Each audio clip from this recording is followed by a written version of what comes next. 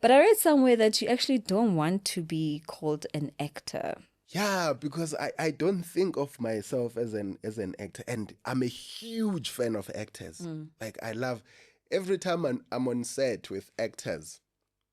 I'm just in awe of them. The problem is now, because even the younger ones, you've seen them in a lot of shows, and then now but they feel like, no, but I've been doing this since 2010. Yeah. I don't need to audition. And it's like, no, you do. You do need to audition. Because also this character is new. This character that I'm writing here is new.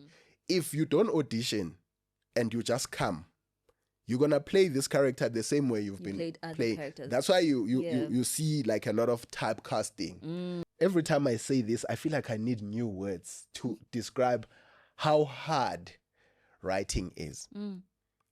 Writing is so hard. There are so many people who think they can write, but they can't. You think because you can write good English, you can. Writing is so much more than that. It is so much more than that. Jeez, I feel like Joanne actually surprised all of us.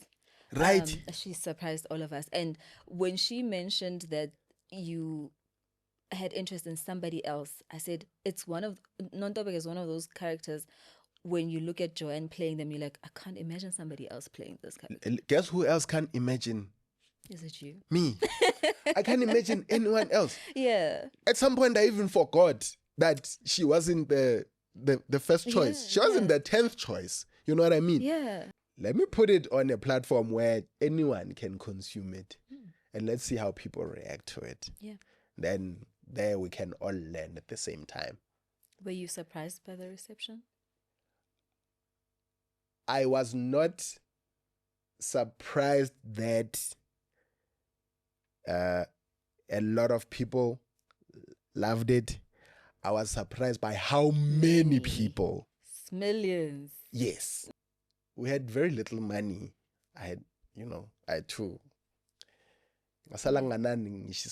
I'm surprised I haven't slept on the streets yet. Crazy. Because when I shot that thing, I was left with nothing. Nothing. But it was so important for me to do it. Yeah. And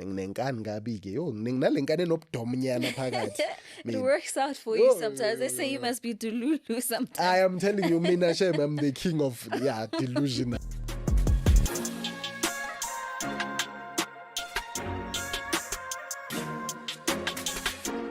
What's up, everybody? Welcome to the 10th episode of What's Art. And very much fitting today, I have in studio Chris Q Radebe, who is a writer, actor, producer, and director. Welcome, Chris. Hi. Thank you for having me. How are you? I don't know. I flew. I woke up late, and yeah. But sorry about other that. Than all of that, thank you for making it. Yeah, no, I'm happy to be here. Thank you are our 10th guest, which is monumental for us. I'm honored. I'm honored to be a guest at all. I'm the one that's honored. Really, thank you for being here. Sure. Yeah. So, you are man of the hour, right? Look, to me, I'll bestow that to you. You are man of the hour. Okay. But I want to take it back. You mentioned, like, when I introduced you as writer, producer, director, actor. But I read somewhere that you actually don't want to be called an actor. You see, I love that. That you know that. Because even as you were introducing me, I rolled my eyes at actor. You were like, Yeah, because I don't think of myself as an actor, and I'm a huge fan of actors. Like I love every time I'm on set with actors. I'm just in awe of them, just because I know how hard what they do is.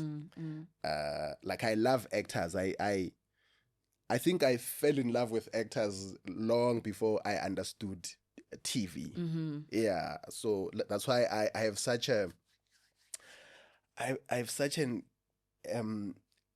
attachment to the old actors, you know. I used to, you know, when the credits roll, I used to like read the actors' names, and I still remember old actors. Just because I have an obsession with actors, and that continues to this day. Like I'm saying, that when I'm on set, and I don't care how old they are. If they're an actor, like I'm such a huge fan of Zaketa Lozondi, who's like 15, but she is one of my favorite actresses. You know, you know, you take it all the way up to the likes of Bomam Nandi Nyembe. Yes. I just have such respect and admiration for actors, and because I understand how hard what they do is, I hesitate to call myself that just because I was on one or two shows, you know. So yeah, I definitely concede, like acting is such a mammoth of a task. But you don't get to see that as the recipient, because you get the fully fledged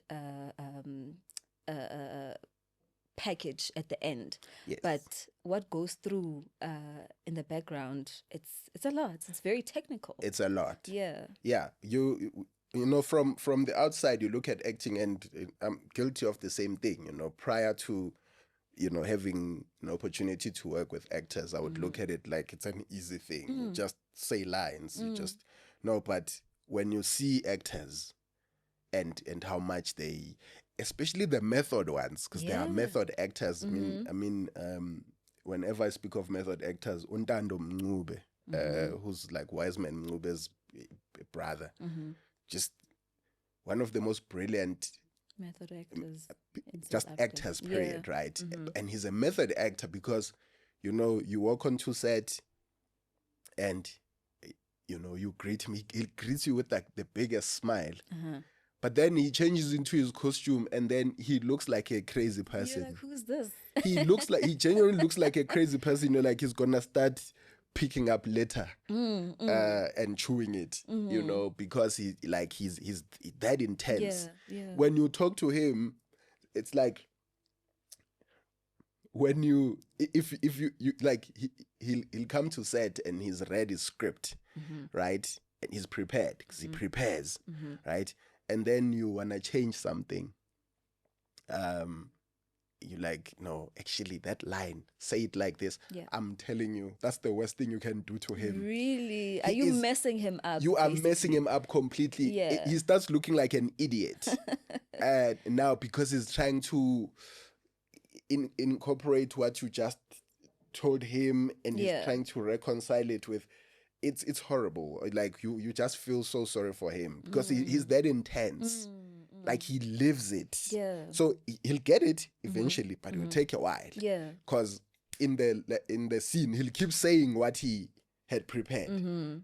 And he's so in the scene that you go to him, you're like, no, not that. And then he looks at you like he's not looking at you, like he can't as hear you. As if he's in a trance. Exactly. It's the most uncomfortable thing. And I'm like, just don't make a mistake. So when I work with him, I have one rule: don't change anything.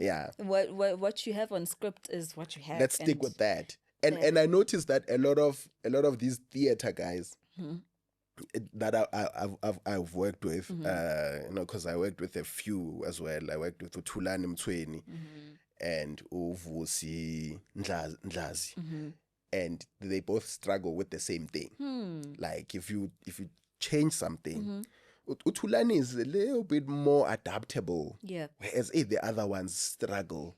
Makes sense. The technique between theater and film is quite different in a niche kind of way.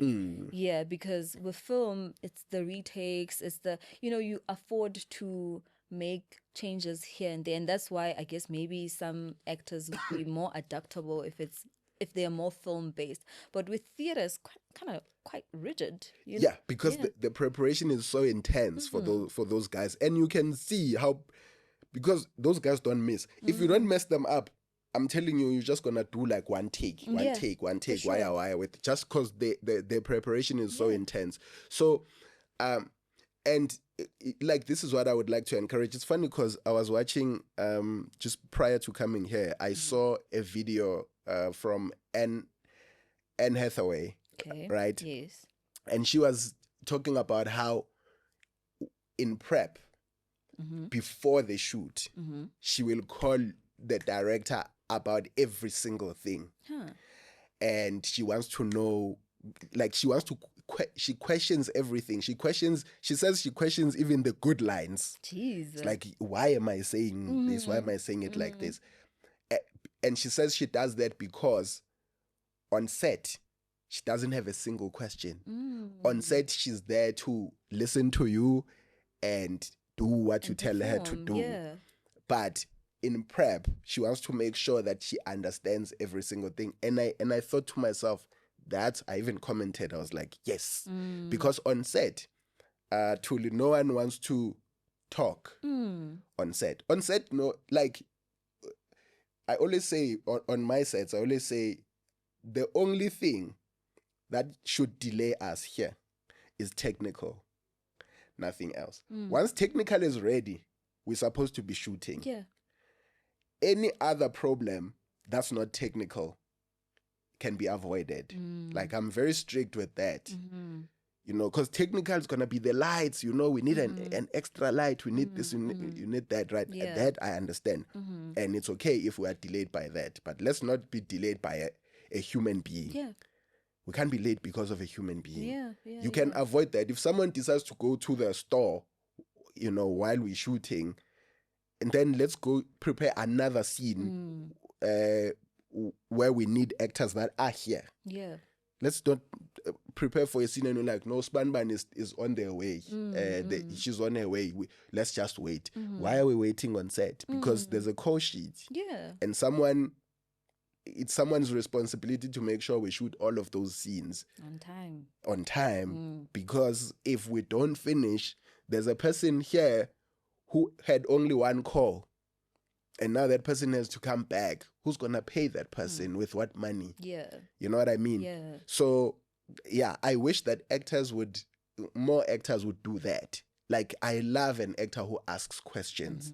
Even with auditions, I always say that. Man, with auditions, I'm like, if I'm sitting there in the audition room and then you walk in and you are in a rush to get out, then already I'm bored. I'm like, why is this person here? Yeah. Because you don't want to be here. Clearly. Yeah. Yeah. You have like 15 minutes. You don't have 2 minutes. Because audition, it's not, hey, this better be good. No, it's, we want you to get the role. Because, like I always say, no one enjoys doing auditions. Even the casting director doesn't want to do auditions. Yeah. No one wants to be in that room. Not the casting director, not the director if they're present, not the producer. Not even the actor wants to audition. The actor wants to go on set and shoot. For sure. Right? So, you have all the time in the world. What's the rush? Ask questions. We only gave you one scene. We didn't give you the entire script. Correct. Right? So there's a lot you don't know about this story. Do you want to know about this story? Ask about this story and I'll tell you about this story. So if I say to you, are you ready to have any questions? And you just go, nope. Ready to go? Yes. How? When I just gave you one scene. That's funny. That's something that I never considered, because I think people get intimidated by the fact that, okay, you are given this opportunity, and when I get in there, I have only one shot and I need to be perfect. But what you're saying is you don't need to be perfect. If there's something that you don't understand that you need clarity on that can help you in enhancing your performance, do it. It's impossible for you to be perfect. That's the thing. That's the thing that people don't understand. Just because you remember all your lines, that doesn't make you perfect. Correct. Because that's not the test here. The test is not how well do you remember your lines. Yeah. If there's 150 people outside, all of them know their lines. That's a given. Right? But how well do you play the scene? That hinges on how well you know the story. Correct. You don't know anything about this character. It actually, if you really think about it, it's quite arrogant to think, well, now you just come in here having read one scene and then you know this character. Also, a character bio tool is like this short. It's just an idea of who the character is. Like Samgelo Ndlovu, for instance. will come in. Mm-hmm. One of my favorite actors. She comes. It's funny. She's one of my favorite actors, but I'm terrified of working with her. Why? Because I feel like she's gonna keep me honest the whole way You through. need those people in your life. I know, right? I love her to bits. She will come in and she'll ask if she can sit. Mm-hmm. Like, can I sit? I have a few questions. And then she sits and she asks like very important questions. Yeah. And I'm very happy to answer. That's why I'm there, Mina. I want to help you give a good audition. Correct. Yes, because this is, it's not that I'm in a hurry to get rid of you so someone else can come in. Yeah. I'm hoping actually that I can, you do like a kick-ass so that I know that audition. my job ends So here that today. I'm like, I'm done. Now I'm going to tell these ones, you guys carry on. And if you see anything good, call me. But I'm done. Yeah. I've found my person. Yeah. Yes, like when we're doing auditions for Shut Up Men Are Talking. So I asked for 4 people, right? Because when you're writing the thing, You imagine. you have, Yeah. you like, and then you're like, but you don't want to leave anything to chance, right? Yeah. So you say, okay, I love this person for this role, but I don't know if someone else, you know, if so and so or so and so or so and so, you know, so you caught between like 4 people. Yeah. And you sent a list, that list to your casting director, whoever you've enlisted for that position. Yeah. Then you say, yes, please get me these people. Yeah. Now the casting director, again, truly, because they don't want to do this thing over and over and over again, they will get you those 4 people. And then she will also get you other people that are close to what you asked for. Yeah, so she'll say to an agent, okay, you know, this is who he's asked for, but if you can think of anyone who comes close to these people, send them as well. You know what they want, what they're trying to do. So if you audition these people and then it happens, because it happens, that you're not happy with any of them, now you're gonna say, no, I'm not happy, please get me other people. And then now you have to schedule this thing for another day. Yeah. They don't want that. So they call them anyway. They're like, nope, I'll give him these 4. These 4 will audition, and then another like 12 will audition. And that's exactly what happened with Shut Up Men Are Talking. Yeah. I saw 3, one of them couldn't make it. I saw 3 of them. They auditioned, and I just wasn't completely happy with their auditions. And then Joanne comes in, and I decided before she even finished auditioning that this is the person I'm looking for. So funny. She said that on Penwell's show, said you had somebody that you were interested in, but she so happened to be the one that auditioned and got the role. But I thought that you couldn't get the person that you were looking for because maybe scheduling.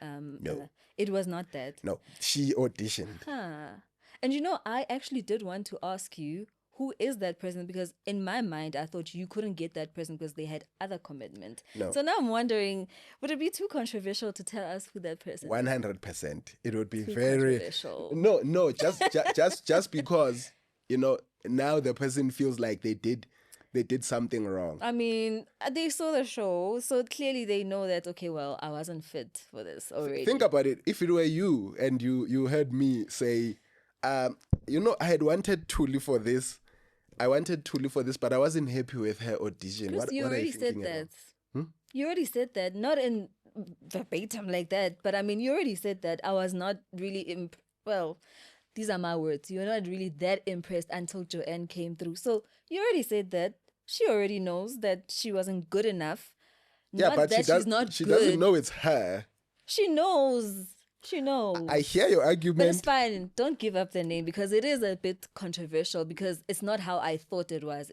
I thought it was a scheduling conflict, but it was because somebody else was better for unontobeko. And I'm so glad that we're having this conversation, right? Because it's so like it's because we've been having the auditions conversation. I can even bravely call it an argument because we are arguing. Sekushota sishaya nephela,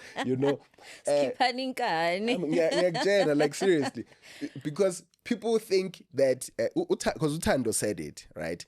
And I know ukuthi Tatela, not her people, the audience think that she's saying Wapselo Makigangube and no Hamilton Tlamini should audition. No, those guys have done everything. Upra Hamilton played what's that show called, Gonje? Where? Something in Marseille. Make a less French, but it was like a Western. Oh, okay. For something in Marseille. I don't remember the title. I'm actually mad at myself because I know it so well. Sorry, I can't help you. The Dreamstream studio in Randburg is a full-service studio on Bromfisher Drive. It's perfectly suited for podcast, music recordings, and general video recordings. Backed up by an experienced editing and production team means you can walk in, record, and walk out knowing that everything will get done as you require.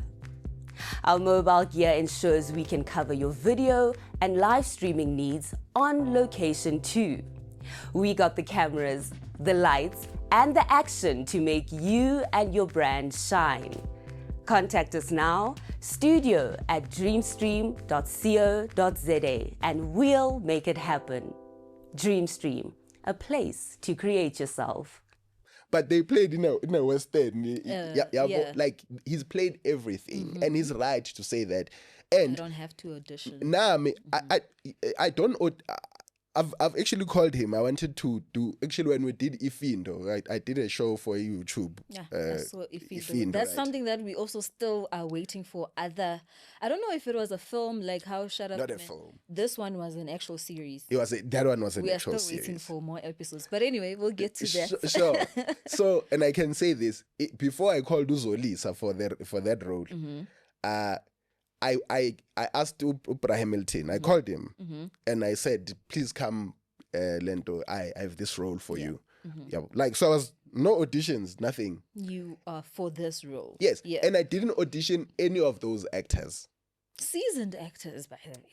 All of them, all right? Of them. And then some will cast. Yes. Yeah. I mean, Uzolisa, Uzinhle Mabhena, who's one of my favorite actors and people, period. And Khomotso Christopher, I love it to bits. Umduma Baso, that cast is who doesn't love Umdu, Utolo. I'm terrified of Utsulu because she's so serious, but but I love working with her. She's an absolute delight to work with. Like Uzakele Mabaso, I just worked with him doing a show called 1 Weeks, and then Utewo Kalo I've loved from a Rhythm City, Abdul Nogege, like all of those. Like I just got my favorite actors really to just and everything was so easy because they are so seasoned. Like you don't even have to have a conversation about the thing. But what I did love about Uzolisa, and I'll come back to the audition conversation, but what I did love about Uzolisa, because I hadn't spoken to her, we met actually, Mina and I. Okay. And so actors, just want to hear about their roles. It's like, what's my character doing? Like you can sit in front of actors. We do this when you are head writing a telenovela. You go and sit in front of actors and then you tell them what the story is. Right? And you can see how bored all of them are as you are talking about, so you are going to be doing this. This is your arc for the... You can just tell the other ones are not listening. They're just like, hey, wake me up when it's my turn. You know? That's why when they are called to AMA shows, like an interview, and then they're like, tell us about the show. Like, no, that show is so good.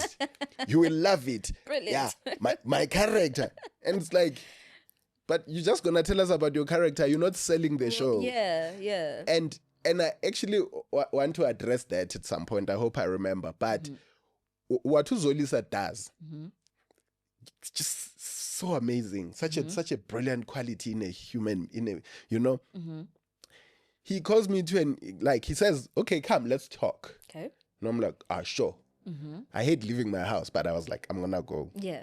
So I go to him, Rosebank, and then we sit, like easy settings, no conversation, because he out, Zolisa, So we talk about it, and then he says, okay, so what's the show about? And then me, knowing actors, I'm like, so your character The role, yeah. is this? He's like, no. Tell me about this, the story of the whole story. Yeah. I'm like, oh, okay. That's new, but okay, let's do it. Yeah. Then I tell him about the story, and then he's like, okay. And then Lomchida is talking about his character, and then I tell him about his character. Then he's like, okay, who else is on the show? And then I'm like, no, I have Uzakele, who everyone calls Mapondo, and then I have Umtu Mabaso, and then he says, so what are their roles? Then I tell him about it. So like 5 seconds. He's like, no, tell me the whole tell me the whole story. Yeah. So the whole time I'm sitting there, I'm like, what kind of a person is this? Yeah. Like, I tell him the whole story, Ska Lento, Ska Mdu, and I'm thinking I've taken way too long talking about the story Ska Mdu. He's probably bored by now. What do you know? He says, This is the one. tell me about Zakele's story. He just wants to know the whole show. The whole show. Because you know what I'm thinking in my mind? I'm thinking when you do want to get that information, he's probably imagining himself as well in some of the characters or not. But when you do get the opportunity to know the story, he's like, I wonder why Chris thinks that I can embody this character and not this character. Or let's reason together. Why not play this character that you gave to whoever and then you placed me here? It's like, it gives an opportunity for, I don't know, like opportunity for other opportunities to occur. I guess. I actually hear you. I never thought of that. I was so shocked by that I'm thinking. I also I thought he was comparing with whose story is nicer. Not that he was thinking, no, I wanna play that one. And then later I realized that he's trying to place himself, in the story, amongst in the story, he's trying to, because his next question was, okay, this guy, do you have anyone that we both know of that when you look at them or at him, you say, that's my guy. Like, whether it's a politician or a musician or anybody that we both know, that you can say. And then I said, no. No one. And then he started asking me questions like about the character, like does he drink? Or no, he only drinks on weekends. That's why even when they're sitting, a scene where they're sitting outside and Utwalata comes and dances for them, he's land. The guys are drinking, but he's not, because he doesn't drink on weekends. He's that kind of a person. Which is actually, if you pay attention, is in contrast with his wife, because his wife was drinking wine in the middle of it. She even took the wine and left with it in the scene with Komoso Christopher, right? So he asks those questions because what he's trying to do is he's trying to see the character in his head so that he doesn't give you what he's done before, which I'm a huge fan of, when not truly, because. And that's the thing, right? That's the thing I agree with. I'm like the veterans. So the conversation, I'm new, like, I don't want to say new, younger actors, right? The veterans, if you've been in the industry for 50 years, I don't blame you for thinking you've played every single character. Even though I don't think that's necessarily true, because for instance, Prasilo played with the Queen. He played gay character. a gay character. he'd been in the industry for how long when that happened? You know what I mean? If he's in the industry, that was 10 years ago with the Queen. So he'd been in the industry for 40 years and only then did he play. So there are characters he hasn't played. Yeah. Definitely. There's, sure. But I get him feeling like that because now I remember the first time I saw him was on Bophelo ke Sempego. He was actually in one of the seasons, he was on Kweshe. Oh, no. He was with Dr. Mashuba Dieta. Yes, he was with Dr. Mashuba Dieta. I couldn't hear what he was saying at the time. Right? He played that because Unkwesheng was played by Brasputla. Sputla Sbogodi, no, but Patrick Shai. Yes. I don't even know who was the first Unkwesheng. I know Patrick. I don't know Sputla. that he played Really? No, he did. Okay, I in didn't one of know the that. seasons. Just I was a kid, so I don't know which season Which came first. Because yeah. also, what I found out about those shows is that this shows you when Uprasillo says we've been in the industry for a very long time, he means it. Yeah. Because apparently, and I learned this from Eric Muswe, not Eric. His first name is not Eric. Philip. Oh, okay. Philip Muswe. Okay. Who was a seasoned AD. He's like one of the best, if not the best AD in the country. And he came to the Isbaya set because there was a big ceremony. So whenever there was a big ceremony, they'd bring like the big guns to come in because it's a hectic. You need to finish these scenes today because there's a lot of people, right? Yeah. And he came to set, and I was so happy to see him because I told you I have this thing with all the actors. And the first time I saw him on screen was on a show called Matloladibon. Oh, yes. I don't know. Do you know him? I'm not sure. Marwana with 2000. So no, I said not 2000. Marabot. Maybe Gizi. Maybe I know. Yeah, it's Fatleho. Yeah. I'm sure. It's very hard not to know him. Philip. But I got like 2 minutes to talk to him. And I got so much information in that 2 minutes because I just started like throwing the questions this. And then he had to go prepare for a scene. And then he left. And I was like, we'll carry on later. But then it got so busy that I never spoke to him again. And now he's passed, unfortunately. Yes, but what I learned from that conversation is that they had shot these shows in the mid-80s. And I saw them in the mid-90s. So I was so shocked. Like, they were actually a lot older. Like, for instance, This Good Is Nice first aired in 1986. I didn't know that. Yes, because I saw it in the early 90s. Right? It means I saw it in the 2000s. Early 2000s. Yes. That's insane. But it was actually a show from 86. A lot of these shows were made back in the day.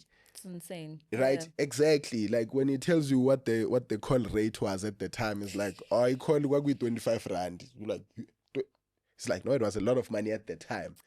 But it makes sense why they want royalties now. Exactly. These people have been working since it was so. Like, they're brilliant. Like Abu Brasillo, they can play roles in their sleep. Where when you are sweating, Lana, thinking how you're gonna play it, Bona, they just land. So for sure. I get it, and they shouldn't be auditioned, but that does not apply to the younger ones as well, because there are a lot of characters they haven't played, and the thing is, if I write a role, right? If I write a role, I must write it specifically for Brasillo, and then so that I know exactly what conversation I'm gonna have with him about the role. Yes. If I don't know what I'm gonna say to him about this role, then I can't talk to him. I can't go to him. For sure. I have to do auditions and cast someone else. The problem is now, because even the younger ones, you've seen them in a lot of shows, and then now but they feel like, no, but I've been doing this since 2010. Yeah. I don't need to audition. And it's like, no, you do. You do need to audition. Because also, this character is new. This character that I'm writing here is new. If you don't audition and you just come, you're gonna play this character the same way you've been played other playing. characters. That's why you see like a lot of typecasting. Because I see a lot of these guys, like the brilliant ones, playing the same thing. Kuzo zonke story. And I'm like, I can tell from my couch. I'm like, lo abam directang kule show. They just said, ngena mfana and do your own thing. Yeah. And then everyone just default You settings. referenced yourself. Yes. Over and over again. Exactly. Yeah. And it's like, guys, people don't understand that actors want to be directed. Because actors want to give you exactly what you want. And they want the comfort of knowing that they are doing what you want them to do. They don't want to be in the scene and second guessing themselves. Uguti, is this what they want? Is this, So you need to talk to them. You need to, the younger directors are scared to direct them. And the older actors hate being directed by the younger ones. The young people, I can imagine. Because they don't have the language. Because there's a way that you approach ama actors. Like that's why I mean whenever you like to act one man is very problematic. I'm like, what does he do? What is the problem? Yeah. Yes, because it's very easy to walk in and say, just because you had a fight with Spanman, you come in and you're like, hey, Spanman, we are diva. Yeah. And you're like, when's in? Yeah. Let's talk about that. Maybe there was just like a misunderstanding. For instance, Ulungelo who played Ugwenzekile. Yes. That's the first thing I said when I saw her. What did you say? Oh my gosh, what did you say? So we do the table read, right? With the actors, which was fun, so much fun. Do the table read. And then at the end, I say to them, okay, by the way, guys, I'm very strict with dialogue, man. But the reason I'm so strict with dialogue is because every word, I remember every word. I don't care which page 87. And we've been shooting for 7 hours. Yeah. You say something I didn't write, I know immediately because I don't sit with the script when I'm directing. Okay. I just watch the performance. Yeah, let it unfold. And I can hear, even if it's one word, if I didn't write it, I'll be like, no. Why? Not because I'm like nitpicky like that. No, because every word that's there is there for a reason. There's a reason why you're saying it this way. Yes. I know what you're trying to say and why you are saying it this way. And then you add a word that alters the meaning just ever so slightly. I'll pick it up. No. But that's, if you put it like that, it's almost like you are not asking, you are telling the person. So I'm like, pause. So-and-so, please just say the line this way. And then they're like, oh, okay. And then they say it. And then afterwards, I'm happy to explain to you why I asked you to say it like that. Because I'm very intentional about every single thing that I write. Yeah. That's why I don't like telenovelas. Really? I hate telenovelas with everything. That is so controversial coming from you because you've written so many telenovelas. And can I just like backtrack a little bit with what you just mentioned? Joanne literally mentioned that about you, saying that there's a scene where Ushaya what's his name? Uziba. Yes. And that when she interpreted, I guess, the script, is that Ushuzi, you're supposed to say something. Why are you doing this? Blah, blah, blah. And you said, nah, don't do that. And she said, actually, your direction with that scene made so much of a difference. Even us, we are able to tell, man, it makes so much of a difference because, like you said, there's a reason why you put it that way. And if somebody comes in with, I guess, another interpretation, it sells the story differently. Yes. And I guess you have to also, as a director, manage when you allow your cast to have free will if it does add to the story, but you would know better also when you need to take the story to a certain destination. Can I just say you are an amazing interviewer because you remember these important things, right? Thank you. it's things that you'd be forgiven for not remembering, but you do remember them. And I'm glad that you asked that question because I actually want to speak on that, right? So, first of all, when we're doing the table read, right? And at the end, well, I said, guys, by the way, I'm very strict with the dialogue, right? And Joanne was like, in that case, please translate the script for us so that we know that we are giving you exactly what you want. That was her immediate response. And can I tell you, when she said that, I said, sure, I'll definitely do that. And then I didn't. Okay. I didn't because I thought to myself, Joanne is one of the most, and I'm so happy to know her because I didn't know her prior to. She wasn't even in my top 10, 20 of like options for Nontobeko. And she's one of those people, because there are people I look at and I'm like, I'll probably never work with this person because I can't imagine what story I'm gonna be writing where there are people I adore so much and but I just don't see what kind of a story I'm gonna write that's gonna, like, for instance, I adore Losha Cooper, right?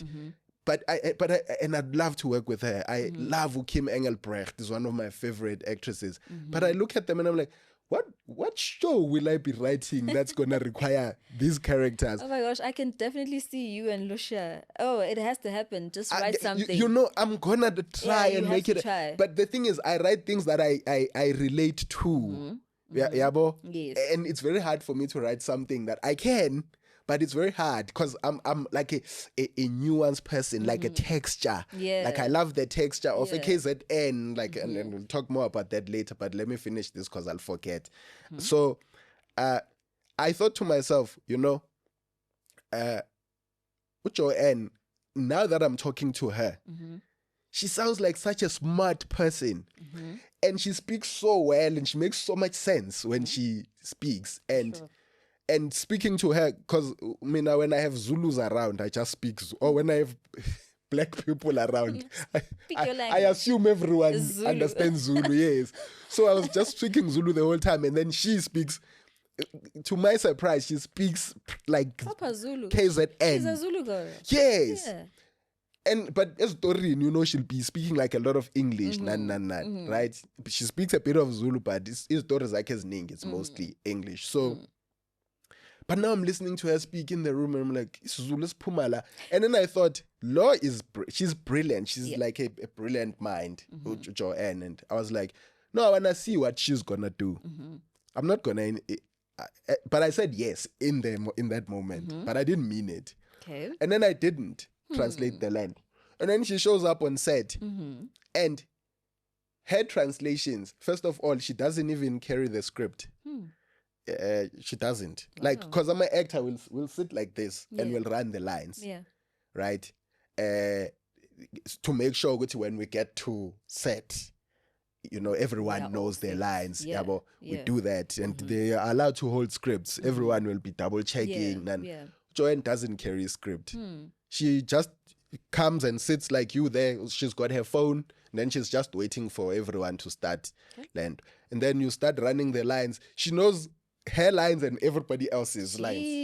You'll be holding the script and making a mistake there, and she's correcting you. Script. You lie. I'm telling you.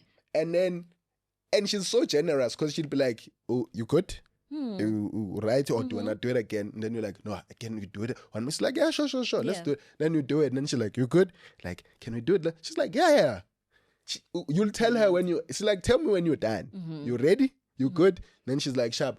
Then she goes and sits in her. I don't know what she does, but she sits there until it's time to go in, right?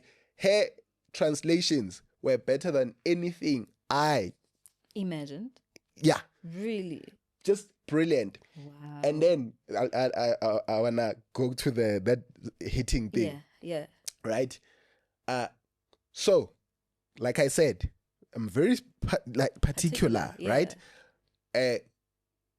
So there was this scene where she's saying to the chief,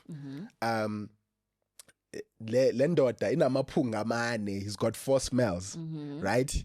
In his body that are fighting each other. You know, she says that. Yeah. I wrote that for her. Okay. But now here is where you see, Uti, I'm not strict. I'm not like, no, if I didn't write it, I don't want Then it you there. can't, yeah. Every time, and even we script table read. When she gets to that part, she instinctively just starts naming the smells, right? And then I laughed at the table read, and then she did it again on set. Yeah. She's like, "Hey, I'm sure umtsintsila namakwapa nene." And I mean, I wasn't thinking of that when I wrote the line. I was just thinking, It's 4 different she's kinds just of saying he smells. Yes, he's got a lot of smells. Yeah. Because he drinks and then he spills it on himself and then he doesn't wipe. Oh my gosh. Right? So pungent. Right? Yeah. So when we're doing the land, we do the scene and then we finish. And then as we're walking to set now, because they were ready for us, and it was a long day that day because them Kantlu scenes took forever to shoot. And then as we're walking, I can hear her behind me saying, I don't know who she was talking to, and she's saying, hey, and then she's like, you know. And then I turned around and I said, say that. She's like, really? Because at this point she knows how strict I am with dialogue. She's like, really? I'm like, please say it. She's like, I'm gonna say it. I'm like, say it. Yeah. And then she says it but she works it in so beautifully. That it just feels, I started feeling like I had written it and I didn't. You know what I mean? Yeah. With the hitting thing, and I was so happy to hear her mention that. Because all I want is for the actor to understand why, because I don't want to treat them like a child. Yeah. Uguchi, no, I didn't write that. Yeah. So don't say it. Yeah. No. Even when I have to go to her, because she's so good. I've never seen someone who does more one takes like that woman. Jeez, I feel like Joanne actually surprised all of us. Right. She surprised all of us. And when she mentioned that you had interest in somebody else, I said, Nontobek is one of those characters. When you look at Joanne playing them, you're like, I can't imagine somebody else playing this character. Guess who else can't imagine? Is it you? Me. I can't imagine anyone else. Yeah. At some point, I even forgot that she wasn't the first choice. She wasn't the 10th choice. You know what I mean? Yeah. And that's what I learned about auditions. That the importance of doing auditions. Because if I didn't do auditions, I would have taken one of the... Because you're like, well, this is all that I have. Exactly. Yeah. But, so with this scene, right, she had gone through so much by that point, right? She went to the chief, first the mother-in-law brought this man here, and she's forced to sleep with him. And then she goes to the chief, she asks for help, and the chief pretty much says, you don't have a choice, Wena. You don't get to tell us who you sleep with and who you don't. You know, and she doesn't know what to do anymore. And then she actually realizes that she's actually also realized she's in love with Umhlonishwa, but she can't be in a relationship with him. My favorite part is when she... The Dreamstream studio in Randburg is a full-service studio on Bromfisher Drive. It's perfectly suited for podcast, music recordings, and general video recordings. Backed up by an experienced editing and production team means you can walk in, record, and walk out knowing that everything will get done as you require. Our mobile gear ensures we can cover your video and live streaming needs on location too. We got the cameras, the lights, and the action to make you and your brand shine. Contact us now, studio@dreamstream.co.za, and we'll make it happen. Dreamstream, a place to create yourself. When she, because he grabs her and he kisses her, and then she lets him, and then she's like, I have to go. And then she turns and says, which, actually means, I'm sorry that we can't be together. I would have loved for this us to to have be a worked. thing, You know, yeah. yes. Then she goes inside, and then that guy, and then she sits there and she tries to negotiate with him to say, okay, at the very least, let's talk about what I like, and you know, so that you can try and meet me halfway. You know, I'm willing to make this happen because it's what tradition dictates. But dude, you have to meet me halfway. So let's talk about what I like and what I don't, so that you can try and accommodate me. You know, and the guy's like, I mean, angiyazi ngifunani. Kumulak. You know what I mean? And that's horrible, because I'm sure she wouldn't have asked for much. She would have just said, "Ngicela uyogeza." You know, the rest we'll figure out later. Because women are strong like that. Women, a man would never accept something like I that. swear we are. Hey, No, we no, no, compromise no. a lot. We really do. I have so much respect for Mbogoto, guys, because of the nonsense that, you know, We go through. you guys have to deal with. Yeah. That like, just that scene, I couldn't even direct it, and she'll tell you this if you ask her. Like, I was struggling with those scenes. That one I tried to direct, but I would let her just do her thing, because she's such a strong. By the way, when I asked her about intimacy coach, because I asked her after the table read, I was like, "Do you want me to get you an intimacy coach?" And then she was like, "Intimacy coach is gonna say the same thing that I can say to the guy, so let's just work." Okay. You know, just, she said it in Zulu, she's like, "I have 7 guys." Okay. You know, and it's because she's so like assertive, Joanne. Like, I'm sure you heard the Glare interview, for where sure. she's the combination of gentle and scary, because she'll remind you that she's sensitive, she's a human being, but also she's very strong, like in nonsense, good Joanne, right? Manje futhi, like asilwe manje and get it over with. Yambona ukuthi akancane ukuthi asiye ngaphandle and get this, you know. So, and on set, actually, she did so much to make the guy feel comfortable. And I'm looking at that, like, because I was like this close to tearing up, because like, she's more worried about the guy being comfortable in the scene. It was almost like she was the guy in the scene and he was the like a new girl, like a new actress. Yeah. She made sure the guy was comfortable. And, you know, and then afterwards she laughs about the whole thing. Like, and then at some point I asked her, I was like, how do you do that, where you'll play something so, and then back to a cut, you laugh at the top of your, and then she says, because it's not me, it's Nontobego. You know, this is happening to Nontobego. Once I get out of Nontobego, then it's like, whatever. You know what I mean? So, so she goes through all of these things when I told you, and then, and she's told herself the reason she's sitting there by the fire, it's like the fighter in her, because I'm sure you saw how strong that, and I love that she saw that. She spoke about it, Gupenwell as well. She's like, people look at this character and they think, they see like he saw and she sees a strong woman who, because Unontawe was stubborn. Like, there's a scene where you see her looking at Umanginza. There's a scene where she goes to tell the wife Umanginza showed up and then Umanginza comes and says, "Kwanzekile, uthini?" You know, because that's all he ever talks about. And then ukwenzekile uyadodge, then he looks at Nontobe, uthi amthusa, like trying to intimidate her. Then she just stares at him, not intimidated, because she's thinking, dude, if mina now singahlangana kumnyamini and we have to, like, I'm nangakuthatha, like, you know what I mean?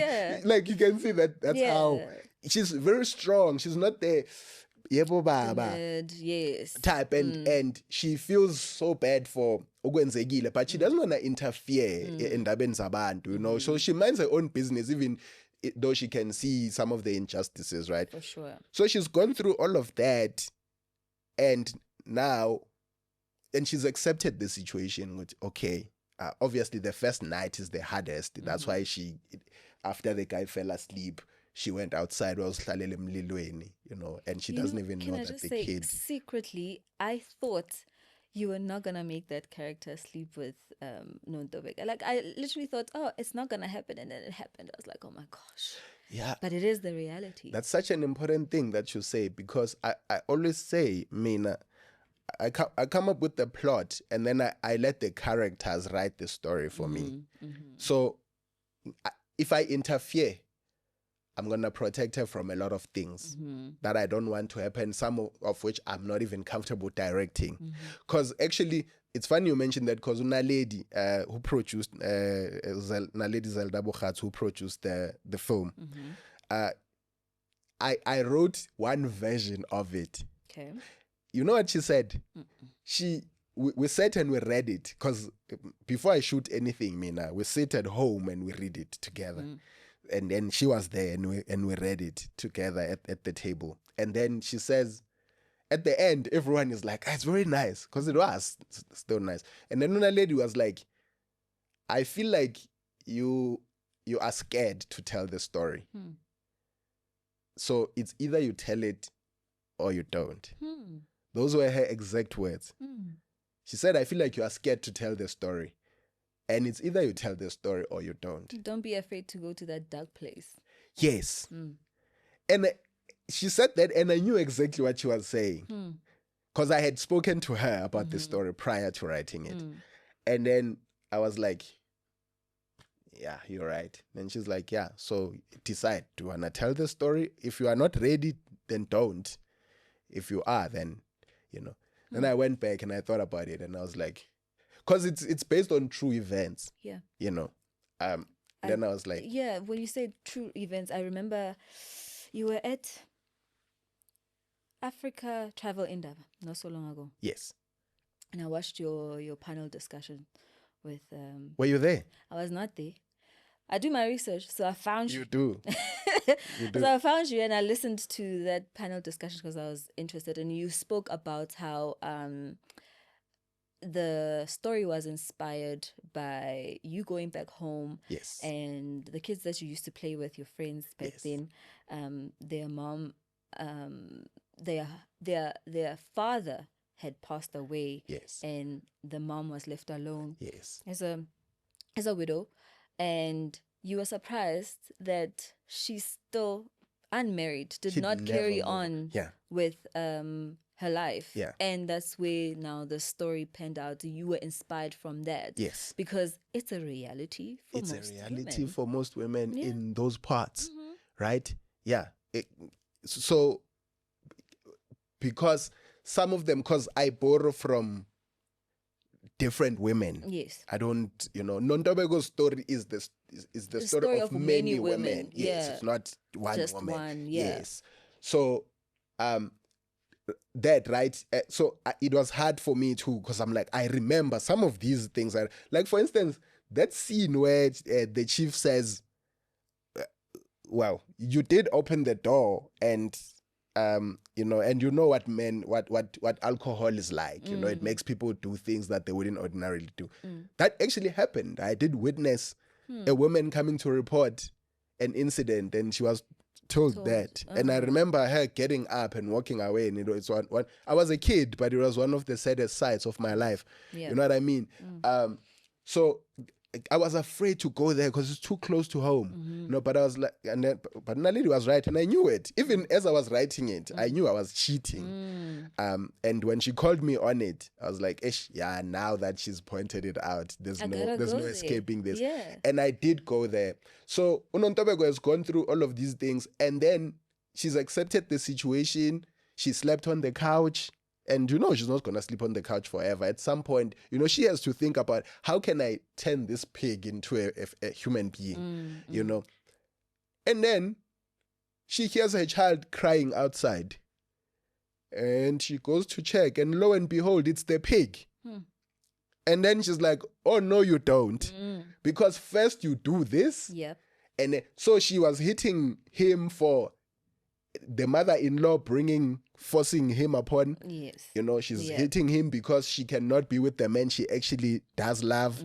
She's hitting him because he refused to go take a bath last night. She's hitting him because the chief said, go be a woman. It's a combination of all these things. It's all of these things. So if she says, umnigoba numtwana, and all the things that she was saying, then it looks like she's hitting him for one thing. Ganti, it's all of Ganti, these things. it's all of these things So at the just same time. hit him. So just mshite. And I love how she was like, oh, Chris, what? Yeah. Because I whisper like that when Yeah. I talk to her. I don't, Yeah. Yes, I go and be like, Joanne, Yeah. and then she's like, she gets you immediately. Yeah. Joanne, like she's like the easiest person to work with, the easiest, which was such a beautiful thing. I think when it comes to shut up, men are talking, we will never shut up about it. So let me just rewind a bit because there is still so much to unpack when it comes to that film. Sure. But earlier on, you mentioned that you hate writing for telenovelas, and I was like, what? What do you mean? I mean, that's pretty much where you started. True. Your story is about you being inspired by the likes of Christian Blomgap. Yeah. And you being inspired by your primary English school teacher. Yes. And you went on to actually write for your Rhythm City, You're the Queen, all of these soapies, telenovelas that we love. Yes. And what makes you say that you do not like writing for telenovelas? And I'm sorry, I'm gonna preempt this, but you can tell me if this is not if this does not tie into the reason. I've always wondered for directors, writers like you, when it comes to writing, directing soapies, that this thing has a DNA. Sometimes you pick up from where somebody left off. Which is horrible. I thought of it that way. Horrible. Is that one of the reasons you don't like? That is one of the reasons. Crazy. What are some of the reasons? Okay, so telenovelas, traditionally, 260 episodes. That's a lot It is. of episodes. Mm-hmm. But what has also happened over the years is budgets have remained the same. Budgets have remained the same, and so, or maybe in some instances have gone down. It does happen. Yeah. It does happen, right? So what they have become is, you start with the right intentions, when I tell a good story, when I this. What I've realized, is that first of all, because of the low budgets, you cannot afford to get experienced writers. And truly, like every time I say this, I feel like I need new words to describe how hard writing is. Writing is so hard. There are so many people who think they can write, but they can't. You think because you can write good English, you can. Writing is so much more than that. It is so much more than that. Like for instance, I'll make an example with the first episode of a 13-part series. So if you and I are working together, right? You, me, and Obongs are working together, and we're working on a new show, and I say to you, okay, Bongs, you're gonna write episode 1, then Tuli, you're gonna write episode 2, and then we have a WhatsApp group. We open a WhatsApp group where we, if you have a question, we discuss everything, right? Yeah. And I give you the treatment. So a treatment is the layout, the breakdown of the episode, right? Get a treatment. These are your scenes that you need to write the dialogue to. If I give Obongs and yourself the first, so he gets the first episode, you get the second. If you get the treatments on Monday and your deadline is that Friday, if it's shy Thursday and you haven't asked me a single question in the group, after midday, I start writing episode 1 that he's supposed to be writing. I start writing it. You know why? Because there is no way And I don't care who says what. There is no way that Ubongs is gonna get episode 1 of a show that he heard about from me, right? Without asking me a single question. Yeah. It is important. I don't care how brilliant a writer he is, because it's not just about him being a good writer. It's like we're figuring these people out in real time. So I know that he's just writing generic dialogue. He hasn't asked, okay, so Jimmy, is he like a township guy, or like which school did he go to? Because that determines how he speaks. Yeah.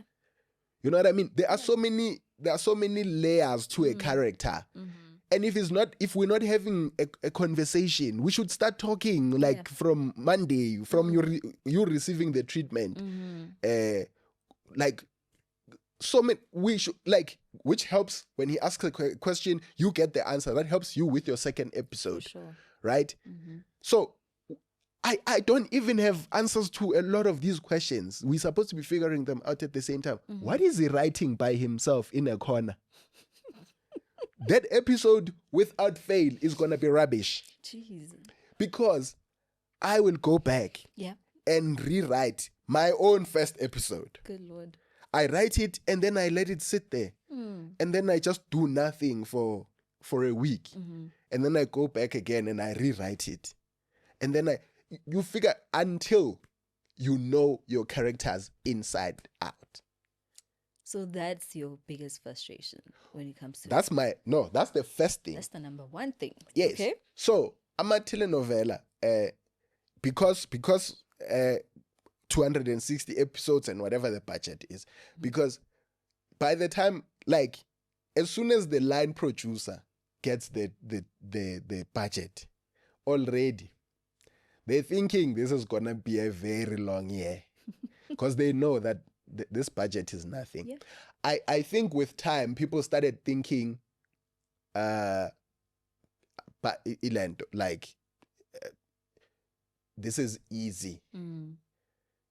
And we don't need to invest money in it. So now the line producer has to make money for the company. So they have to save money, but it's like, I don't even have enough money to shoot this thing. But now I have to also make sure that I save this amount of money. Jesus. And it's like, how is this going to happen? So what happens is then they say, these are the rates we're paying. When I started a Rhythm City in 2010, in June 2010, I was getting 6,500 per script. Right? And then the highest paid script writer on the team was getting 8.5. Are you serious? Right? Jeez, okay. Per script. Do you know that today there are people who still get like $5,000 per script? This Nothing is has 16 changed. years later. You know what I mean? So that guy who was getting 8.5 per script, you think they're gonna say yes to 5,000 now per script? No, they're gonna be like, you can miss me with that, because how much can you estimate that they want now? So you can't afford them. You don't even need to guess.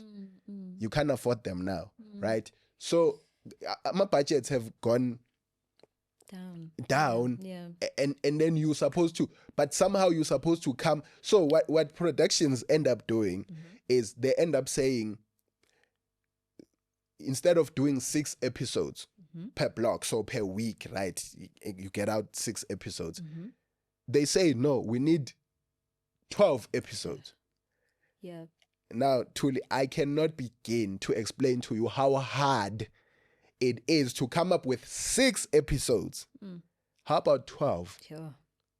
Because you have to interrogate every single thing, right? You have to interrogate every single thing. Like I'm saying, Guti, I'm going to start writing that episode because I'm like, I don't trust whatever he's writing, right? Because there are also so many things that you have to figure out. You can sit in the writing room and discuss a story at length. But there have been instances where you discuss a story at length and then you write it. Once you start writing it, you realize this story is not working. Jeez. Then you start from scratch. Now, because of the budgets nani, people are now shooting first drafts. Cool. Chris, do you know this actually plays into the frustration that audiences have, especially with telenovelas because they're that long. They say, oh, the show would start off strong, but along the way, there's a decline. Even the audience can see and feel that. Yes. And it makes sense how you're explaining it because, of course, when you're starting, there's also like a structure that you need to follow, right? It's like, of course, when the show is starting, you start with a bang. Yeah. Even Channel will tell you that, you better make sure that you grab the audience when you're still starting. But as the time goes, the fatigue, man. The fatigue. Delivering 12. Because it's a sausage factory, right? You submit those 12 episodes. Everyone is completely bushed, right? Like the storyliners are finished. Yeah. But the line producer says, you send the line producer the 12 episodes and then they reply, "Hi, Chris. Hope you well. Thank you so much for the scripts. When can we expect the next 12? Now, the writers don't even get a day to relax and think about, okay, where do we go now? You are supposed to know, as soon as you send those ones, you are supposed to know where you're going. Feet, yeah. It's an absolute nightmare, right? It's an absolute nightmare. So there's no way that you're going to do a good job. Every time that people... I'm so happy to be talking about this. Every time people have said, Chris starts off strong. And this is the answer to Film Pella, actually. I hope he sees this. Because, they say Chris starts off strong and then he loses the plot. That's not what happens. You know what does happen? What happens? So, I've had the misfortune, Mina, of getting head writing gigs when shows are going down. Yeah. Had to be that sacrificial lamb. As lengo methi awulimonati limpitseni. Mina bangibiza maku the opposite. Right? So people call me like when there's an emergency, right? Like come save the show. So then I go. Yeah. And there was this show I was writing where there was no time for, and this has happened on numerous occasions. Yeah. Okay. Where I had to write, there was no time for storylining. Right? They were like, just give us one block, and then continue from the next. So I'm new in this head writing thing. I have no idea how tough that's gonna be. In retrospect, I would have said, hell no. Because what happens is I'm still trying to put together a team. And then you know what they say? In production, I send them that one block and then I'm starting on Monday. On Tuesday morning, I get a call saying, when can we expect episodes? But I don't even have a team. Jeez. I haven't assembled a team at the time. Like, when are we getting episode Banban to episode Banban? I'm like, well, when do you expect it? They're like, no, we were supposed to receive it 3 weeks ago. I'm like, I started yesterday. And then the lady says, I get that. But I'm just telling you what the situation is. So when can we expect? Because now everyone is sitting in the studio and they are twiddling their thumbs because there are no scripts. When there's no scripts, no one works on. And please remember that so the news was treated as a writer because mangeko script akusetshenzwa because bayakhohlwa bangasimeme emaphathini. Anyway, so I'm thinking, okay, no, I'll get back to you. And then I start making calls. I'm starting to assemble a team, but now a team requires you to give them time. So you first have to come into a room, then siyakhuluma ukuthi okay, this is where sisugalana, this is where we're going for this next whatever number of episodes of this block, and then Yes, so they will go home, bazodinga 2 days to work on the stories, and then back sendel, and then you look at the stories, you're like, I'm not happy, ngicela ama second drafts. That will take like a week. And these are just treatments. Jeez. You haven't gotten to the scripting part yet. The Dreamstream studio in Randburg is a full-service studio on Bromfisher Drive. It's perfectly suited for podcast, music recordings, and general video recordings.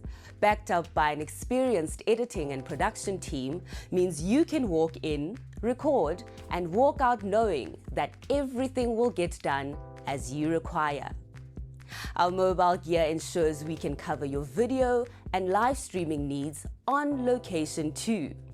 We got the cameras, the lights, and the action to make you and your brand shine. Contact us now, studio@dreamstream.co.za, and we'll make it happen. Dreamstream, a place to create yourself. But his script, they'll probably be sent, the treatments will be sent to the script writers next week.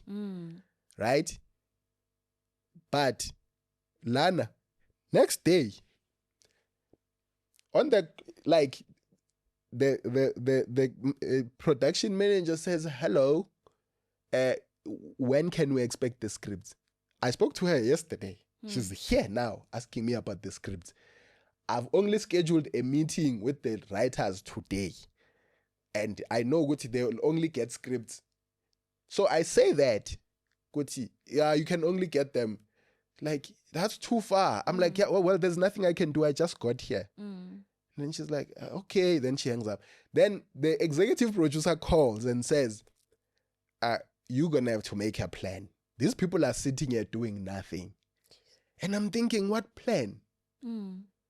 Because I just got here. And then she's like, yeah, gonna make. You know what I ended up doing? No. I ended up writing the scripts myself. Forget the team. Forget the team, because the team is gonna require time that I don't have. I said to myself, straight from my brain to the script. And then I just started producing scripts like this. Yeah. So I would write, at first day I wrote 2 scripts. I managed 2. By the way, do you know how much time the script writer, a script writer gets to write 1 episode? No. They get like a week. Jeez.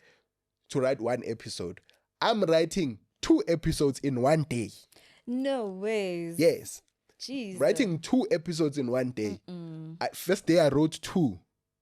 And then they were like, thank you. When can we expect the other ones? And I'm thinking, I had said to you next week, and you overworked not even and underpaid. And then I was like, I wrote another 2. And then, thank you. When can we expect? Always. Then I wrote the other 2. I finished 6. I'm like, that's a block. And then I slept for 24 hours straight. So you were tired? I was, finished. I had crashed. And then I woke up, I started writing 3 or 4 a day. And I was just producing them like this. I don't even know what the stories are, because I don't even have time to look at it and be like, I got my friend to format the script. So I got him to just read them for me, so that I can ask him what happened in that episode. So he was just sitting there the whole time, just reading the scripts and then telling me what is happening in there. Like, I'm like, what happened in that episode? And then he would sit there, love that guy. He would sit there and be like, dude, episode 11. That's the one. And I needed that, right? Yeah. And I started working, I think I wrote around 60 episodes alone. One man. But what I did is I managed to catch us up. I did manage to catch us up eventually. And then once we all caught up, then now there's time for meetings. And what meetings translate to is now everyone, because at the time they were just shooting whatever. I was writing. They don't have time to ask me questions. Why is so and so doing this? There's no time because I finish it at 3 a.m. They're shooting it at 7 a.m. Right? So there's no time for questions. I'm writing whatever my mind spits out. And then I'm at ratings at. It's a good thing. At least that's a validation. No. I was so happy. Yeah. And listen, I was seeing the episodes for the first time on screen. I had no idea that was happening. I was like a viewer. Yeah. I said, really? That happened? And this one is like, my friend is like, wait until you see what happens in the next one. It was that was so rewarding for me. Because now all I care about are ratings. That's all I just want the audience to enjoy the stories. I don't care about anything else, right? So seeing that made me very happy, and it made me forget how much labor went into doing that. But now the problem is with when there's too much time, when there's a lot of time, then now everyone suddenly wants to input. Suddenly now people want to tell you what you can and cannot do. And it's like, no, I don't want that. I want to work that way. There was already a foundation built here. Yeah, it's like, but you trusted me under pressure. Why don't you trust me now when there's no pressure? Yeah. And then, but no, people are like, want to remind you that it's their show. Oh my gosh. And then now you start writing what people want you to write. You can't write the show the way you want to write. And then that's when people are like, he's lost the plot. Jeez. Like, Unfair. No, I didn't. But you can't explain that to the viewers. It's like, it's not... You can't be like, no, actually it was not me. It was. Yeah, you don't know what's happening behind. You don't know what's happening behind the scenes because they think they see head writer and they think you are the boss. You are you. No, it doesn't work like that. It's like even a coach, your soccer team has managers. Like when I watched the Clive Barker story, I realized how much pressure he had from the powers that be to a point where he resigned.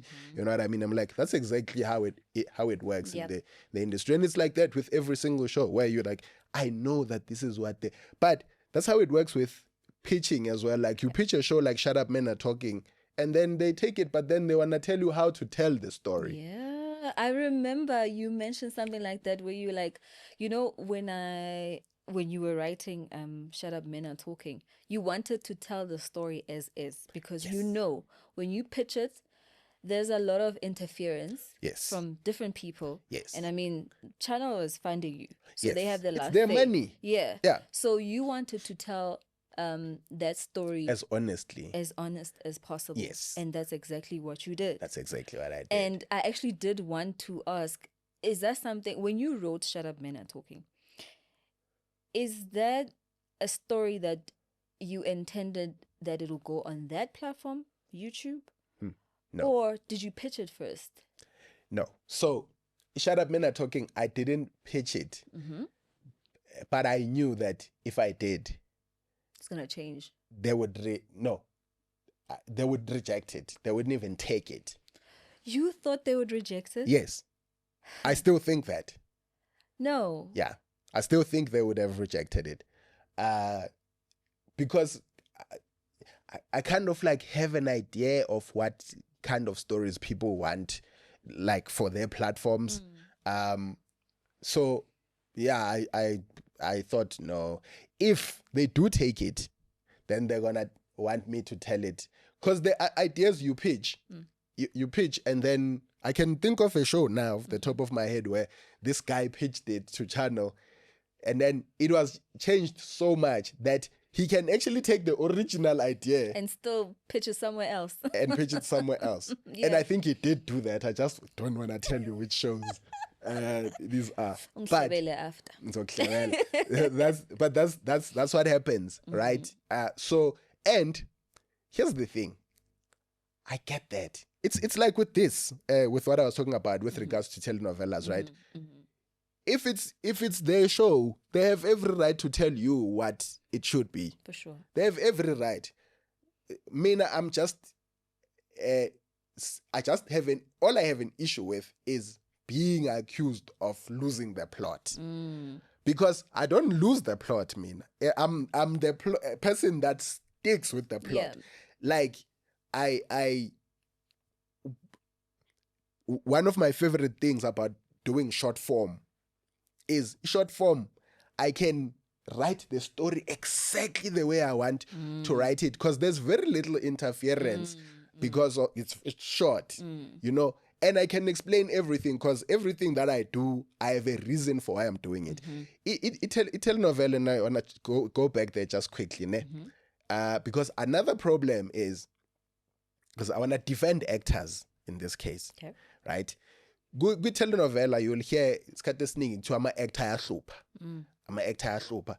Well, they don't say that, but to the public, they will just, uzozwa kuthiwa uSibanibani has exited the show, uSibanibani has exited the show. But what happens is, because yimi, uwe, ubongs, we all writing land, the same show, there's like 20 writers in one telenovela. And not all of us are committed to it. We're writing for other shows as well. So on this Tuesday, you have a deadline for my show, but then you also have a deadline for Bongs' show. So now it's just all about survival for you. It's like, I want to finish this so that I can invoice for these episodes. Ne? Episodes 1 to 6 are written by 6 different voices. And when you read the episodes, because the script editor, there's no way, it's unfair of anyone to expect the script editor to rewrite the scripts. They will just make sure that continuity is there. But as far as the voices, the characters' voices, there's nothing they can do. So your episode reads like it was written by you. His episode reads like it was written. Ega Happy reads like it was written by him. So now the actor is one person, remember? Now the actor gets those episodes with all those different voices. And a seasoned actor will, a new actor will play everything as it is, and it just looks weird. And I'll make you examples. But a seasoned actor looks at this. So let me say, for instance, this character is a like monosyllabic character, like one word type character, like the strong silent type. In your episode, he's like that. In his episode, he's the most talkative character. It's the same person. In happy Kulumi English, angayaz. And all of this is now incoherent. Yeah. And you can't expect the script editor to rewrite the scripts. That's not his job. Otherwise, pay him the same amount you pay all this, then he'll rewrite them. Right? So then the actor, a seasoned actor, gets the script and looks at it and goes, these writers don't know what they're doing. Now, how does that sound to producers? He is so arrogant. What an arrogant prick. Yes. A figure, you know.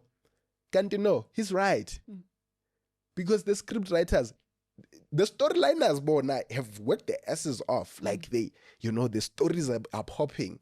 But the script writers are not really that committed to the project. They're just doing it for the invoice. Yeah. Because also you're not paying them a lot of money, anyway. right? Yeah. Exactly. So banally your attitude, right? The actor looks at it and goes, okay, it looks like it's up to me here to decide who this character is. That's why you're gonna get like actors saying they know the character better than the writers. When you think about it, they're right. Kind of true. Yeah. It is true. But you can't say that to me with the din part. Or we shut up men are talking, which is like 87 pages. I know this character. I've lived with this character for 3 months before when you met this character. Also, it's not just that. The writing should reflect that. It shouldn't be a case of, no, that's an argument we're going to have. When you get the script, we shouldn't argue at all. Yeah. And we don't.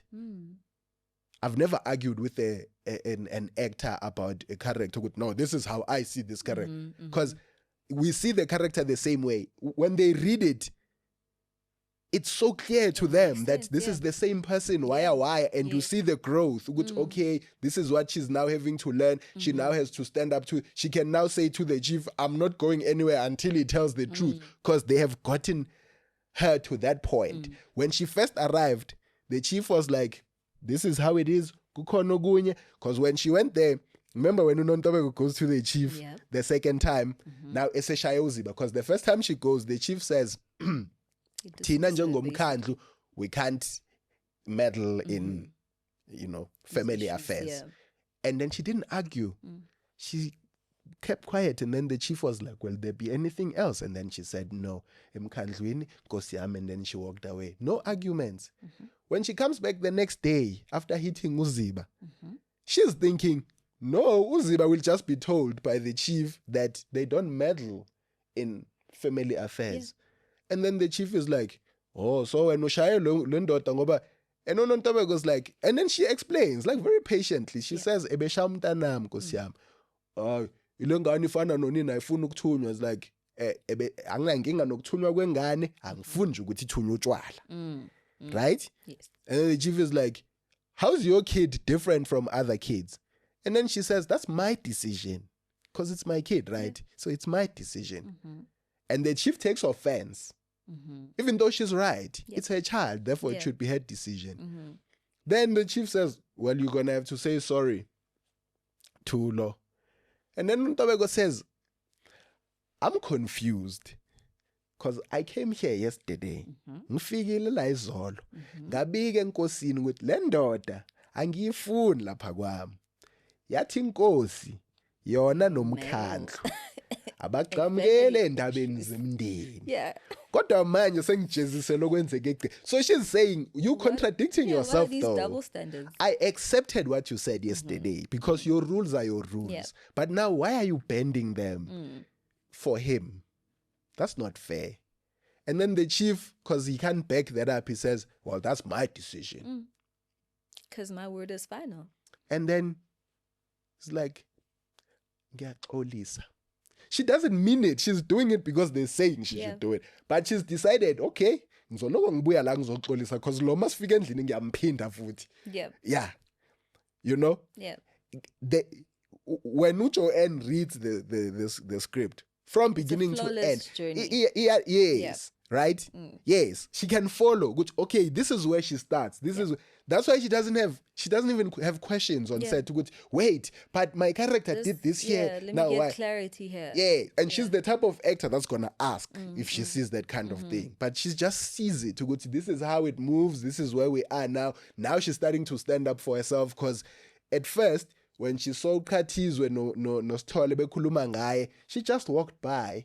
She heard them, but she walked by. And also they spoke about her, phambi kwengane yakhe, and ingane overheard and asked her about it. And she's like, you see, they're even doing that. Instead, what did she do? Because she's a respectful person, she went and asked the kid and asked the wife to speak to the husband. Ngikhulumela nomyeni wakho because ngidlule bekhuluma ngami. You know, because she doesn't want us come across as disrespectful. So she's like looking for a solution because she's a solution-driven person, right? So she says, just talk to your husband, yabo. But then she reveals that she can't. Yeah, but also it's like taking offense that, oh, well, do you want my husband? Because she had those insecurities about her husband later when the husband was now pursuing Unontobeko. She was being in denial. Basically in denial. Yeah. It's basically being in denial. Just being in denial. Yeah. So you took the story to YouTube, broke it down into segments, but it's actually a film. Full film, yeah. It's a full film, and it was on YouTube for about 6 parts. Is it 6 parts? About 6 5. Parts. 5 parts. Yes. And then obviously you premiered the whole show. Was it 2 weeks back or is it a week? On the 26th. The first one was on the 26th of April. 2 weeks back, basically. Okay, yeah. Yes, and then the 3 days it's later. 3 weeks now because it's Is the it- 20th. Okay, so 3 weeks back, and then 3 days, 2 days later, did it again because, well, a lot of us missed it the first time. And you're like, how? Chris, You you're were like, torturing me. oh my gosh, you were like, how did you miss it? How did you miss it? First of all, when you premiered it the first time, I thought it's just a premiere and it will be on YouTube. And Even you did though I announce. explained. You did, for sure you did. But I think a lot of us missed it. And then for the second time, at least we had to, set our alarms and watch the premiere. But there's still some people that missed it. And I guess the big question is, why did you do it that way? I mean, when I spoke to you prior to the interview, I said, a lot of us were speculating that the full film is not on YouTube because of music copyright. Because that's what I had said. Yes. And then you premiered the full thing on YouTube, but you said, I can't put it on YouTube. I have my own reasons. What are those reasons? Okay. So, YouTube was never the plan. It was the plan with Ifindo Okay. back then. And I Which was- you still owe us. But anyway. which I'm Carry still on. gonna, yeah. But so after, when the editors finished, then I took it to like a streaming platform, and they got back to me like 2 months later, and they said, nah, we're gonna pass on the project because they have a slate and it's quite competitive and blah blah blah, right? And I was like, okay. When I did this, like much like with everything else that I do, I'm doing it for the audience. Correct. And if they are saying they're gonna pass on it, then they're kind of implying that they don't think that the audience will take to it.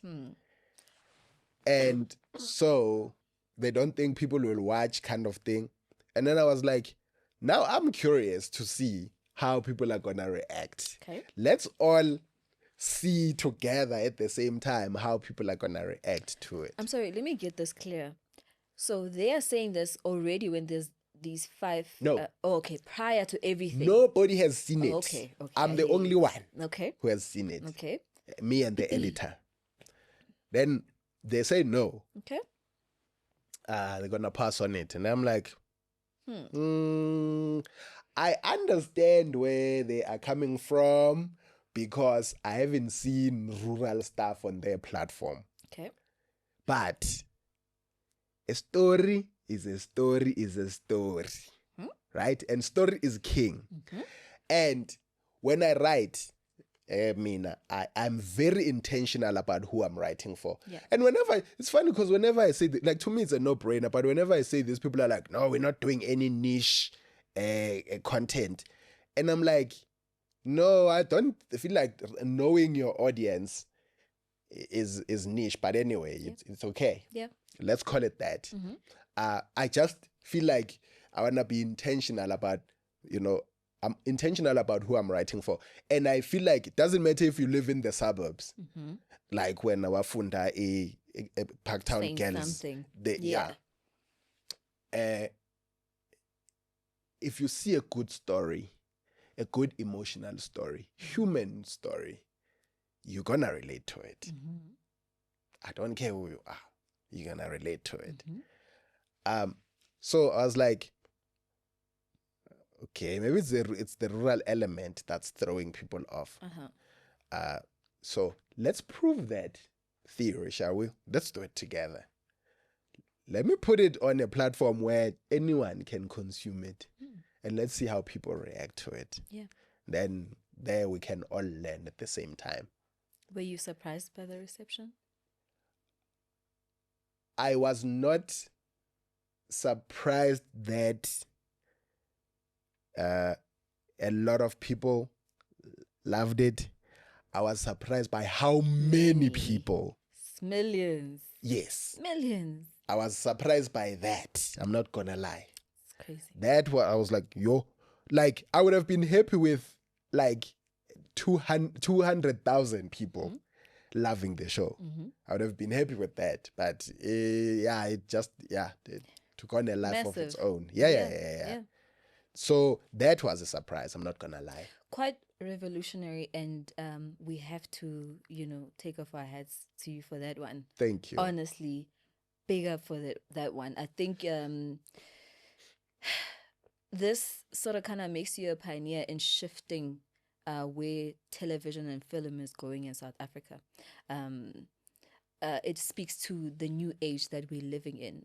Our previous guest was Legend, and funny enough, the last interview that you did on camera on a digital platform was with the bar group owned by Legend. Yes. And he said, And he forced me to wear all those clothes. you look I good. still hate him for that.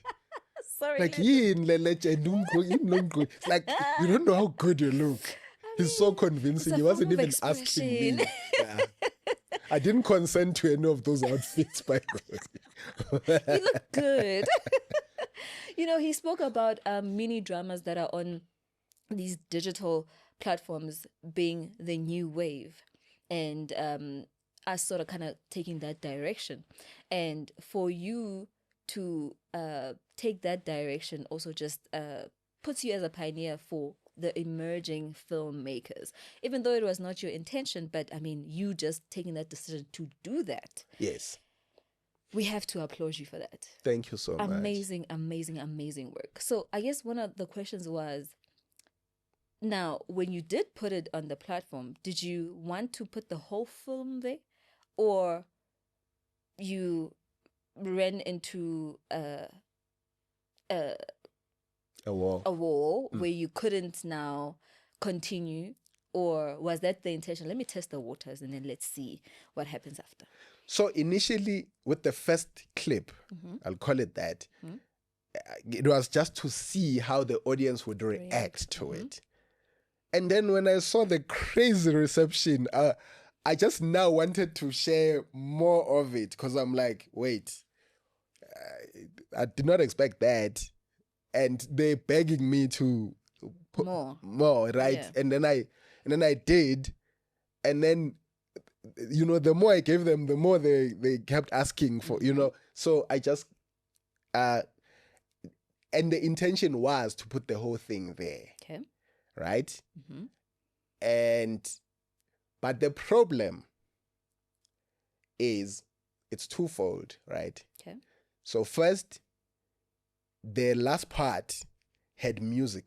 There's a beautiful song by, I think, Sanel musician, and Semi or Msaki. And I don't know if it's Nobuhle. Oh, okay. Which song is that? Ukuthi angikwazi nokucula, but ekhanda lami ngiyayizwa. Okay, but we do know that it's by Sanel. Yes. Okay. Nkosi yami ngifuna ukuyicula but angikwazi ukucula. It's such a beautiful song, because so what the editor does, Nethuli, the editor will choose music that they think would be perfect for, not that I made the decision. Mina, when he sends me the cut, so first he sends me the cut without music, and then I give him notes, and cut here, paste lapaya, cut here, remove this. Actually, we don't need this scene, cut it out. And then when they bring it back the second time, now it has music. Okay. And he's such a brilliant editor. It was edited by LJ Rice, Llewellyn, James Rice. He's an editor at BOM. He's brilliant editor. My favorite. I always go to him. It had this beautiful music. And I was like, where did you get this music? Yeah. And then he's like, I just thought, it worked well for yes, because he knows where to place it. And then, so when I get it like that, now I can't separate. Like, oh, no. Yeah. I'm like, no, keep it. Yeah. It's like, well, shouldn't we replace it with something else? I'm like, no, it's fine. Later when, we'll take it to the streamer, and then, if they pick it up, they're gonna give us like your first payment, and then we'll cover all those costs. We'll contact those people and pay for the music. Right, that's the plan. But now we've gone this YouTube route now because of how things worked out or how they didn't work out there. So now we're here, and it's like, okay, but there's that music. And you test it because YouTube allows you to check first if you are allowed to. So then you get back which nope, 5 songs belong to other people, so you can you can use it, but you can't monetize, right? And then I was like, crap, okay. But also, so here's the thing: we had very little money. I had to. I'm surprised I haven't slept on the streets yet.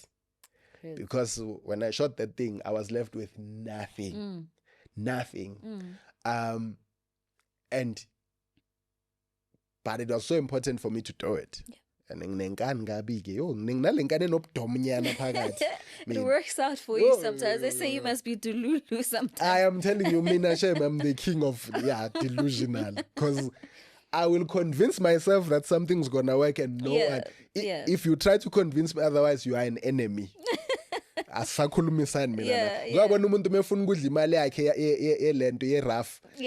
When as soon as you say, trying to advise them, invest. Don't wanna save, uyaxosha. Hayi wena uzosibhora wena. Ufuna ukuhamba nalabo abadla kuphela bangabuzi my question. Yeah, I'm like that now. Yeah. Yes. So I did that, and then now like angisasalanga nalutho. But because we had such little money to do it, we couldn't pay people the real rates, right? So if ututuli mina I charge 3,000 rand per call, I'm like, okay, can I give you 2,000 and then 1,000 rand mangabe saying once I sell the thing. So now you have these people's agents waiting for you to pay them, right? So if they see this thing is out, all of it, now it's like, wait, but is this not the point where we get paid? You know what I mean? And you buy mali, unfortunately. But that's gonna change. Okay.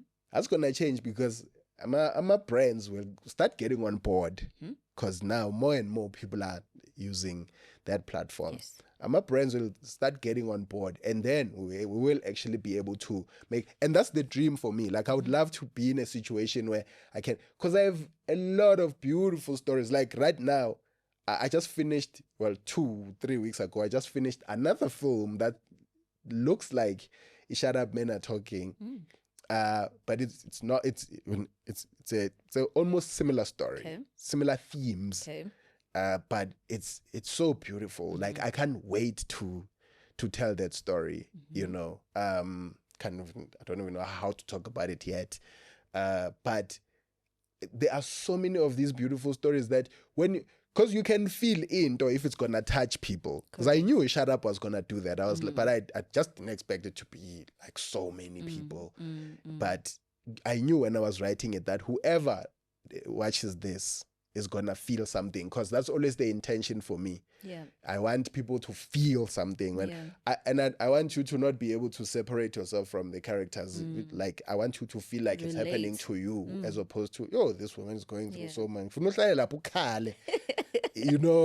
I'm very intentional about that. So it was that. It was the music, but more importantly, it was because the actors, I want to pay the actors because they did such an excellent job. Amazing. We shot that thing in 8 days. Don't know when anyone has shot that many scenes in 8 days. And like there were so many fancy shots that I would have loved to have taken, but I didn't have the luxury of taking many shots. So I just took the shots that I needed. That's why I to direct it myself, because I was like, there are no do-overs here. There's no margin for error. Like there really wasn't. So I had to direct it myself and to work with those actors, and I will forever be like, those actors can't put a foot wrong. In my Like, your books, mangizwa kuthiwa those actors have done something bad in the industry. I'm like, I am on this one's side. I don't know what happened, but I'm on Joanne's side. I'm on Tulani's side, as I swear. So no, they came through for you, because even Joanne did say, I keep referencing this interview because it was so beautiful. Yes. She did say we were underpaid, but we believed in this man's vision, and the fact that they believed in you also speak volumes. You know, just them, their character, and also just them also believing in the art itself, believing in you and how you drive the ship. You know, it speaks volume to just all of you guys, cast, crew, the art that you guys created. And 100%. we are also forever indebted to you guys for what you guys are contributing to the film industry and art, you know.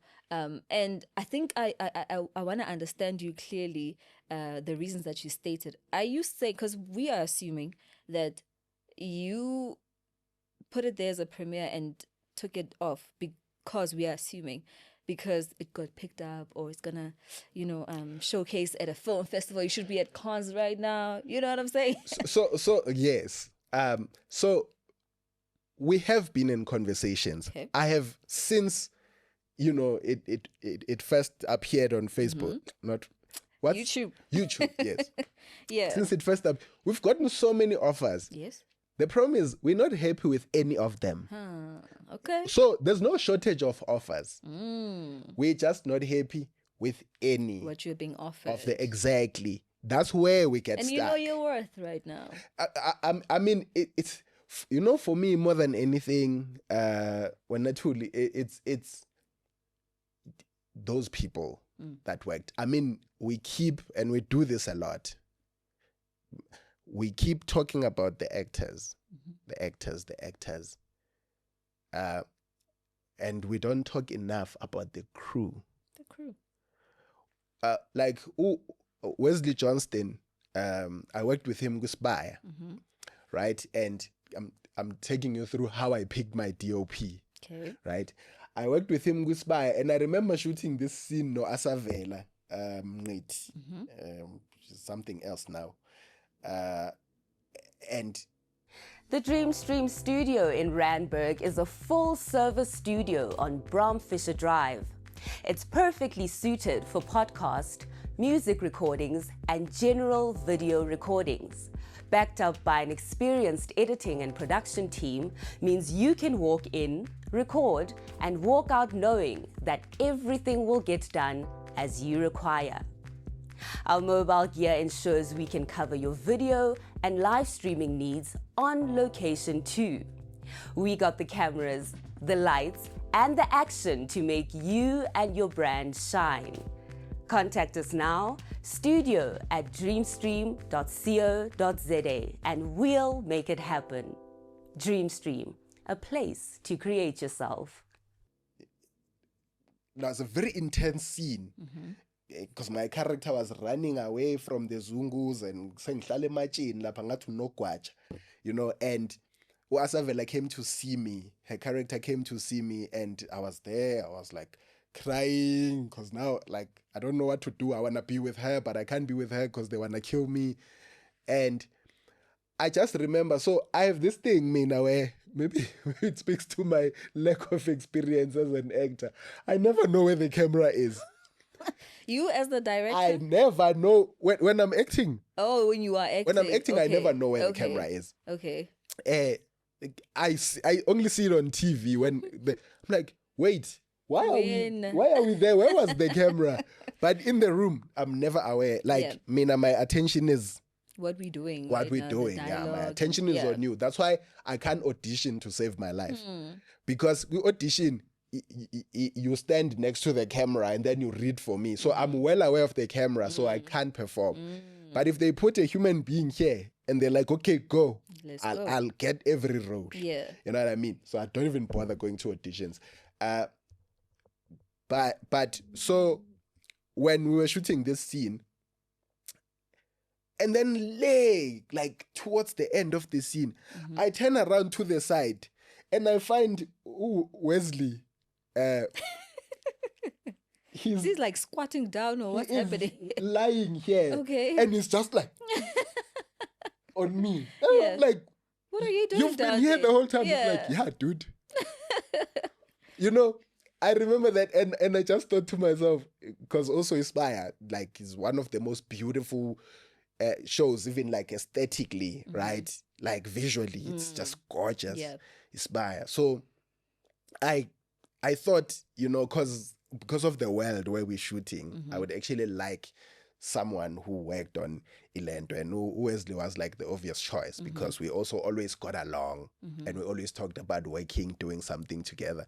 And I called him all the way up from Durban to come to Joburg so we could do this. Like I was like, I could have picked a local director, a DOP, but I went for him. I was like, dude, we're gonna have to come up to Joburg and he was happy to do it, and he did such an excellent job. Like I cannot thank him enough for what he did for me, because he shot it like one cam every scene.